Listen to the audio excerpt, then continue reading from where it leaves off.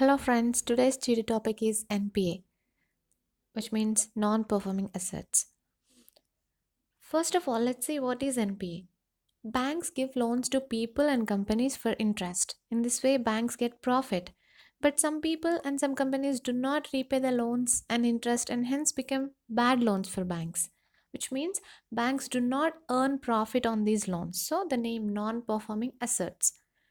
If the interest or principal amount is due for 90 days, the loan will be classified as NPA. NPA issue is causing crisis in Indian banking sector. As of March 2018, non-performing assets in India are more than 10 lakh crore rupees.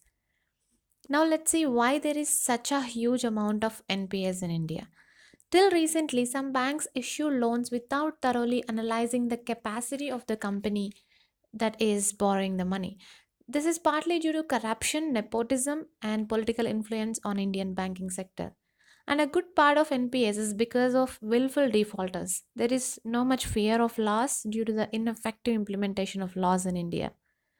And one more cause is when banks are formed as a consortium to finance a project, all banks generally follow the leader bank's decision without analyzing the project's efficiency on their own. If this decision is wrong, that project will turn into NPA.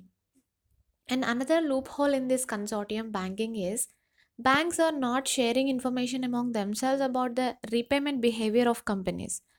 If banks share this information in a timely manner, they can identify loans that are likely to become NPS. So, what are the effects of NPS? NPS do not fetch profits for banks, so it impacts the income of banks. And the recovery of NPS is a lengthy process, so it affects the issuance of new loans.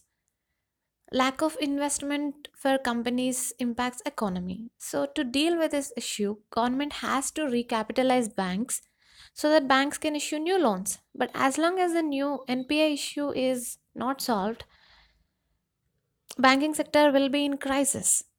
These are the effects of NPAs on banking sector. Now let's see the steps taken by government. Several laws and methods were implemented to deal with NPAs. Sika Act and Surface Act were implemented to deal with this issue, but they had several loopholes and were not much effective. Banks tried loan restructuring also, which means relaxing the norms. For example, reducing the installment amount and increasing the tenure of loan, etc. But that too didn't work out. Now, this loan restructuring facility is available for only micro, small, and medium enterprises. So, as these laws and methods were not effective, insolvency and bankruptcy code was introduced in 2016, which could recover 3 lakh crore rupees bad loans in 2 years since its implementation. IBC solves NPS issue by either reviving the company or by liquidating it, which means at first it tries to sell the company to buyers that can lift the company out of crisis.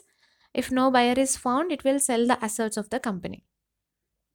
Let's see some other steps to solve NPS issue. Prevention is better than cure. So, before lending money, banks should thoroughly analyze the company's capability of repaying and its market, etc. And after issuing the loan, banks should continuously check the performance of companies in a timely manner. Things such as where the borrowed money is spent on should also be checked. And laws should be strictly implemented to avoid the formation of NPS. As of 2018, 12 biggest loan defaulters owe more than 1 lakh crore rupees.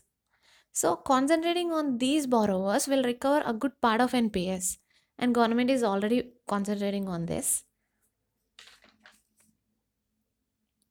So the present situation is much better than before because of the IBC and because of the steps taken by Reserve Bank of India to prevent the further formation of NPS. Working on loopholes of IBC can speeden up the process of solving NPS issue in India.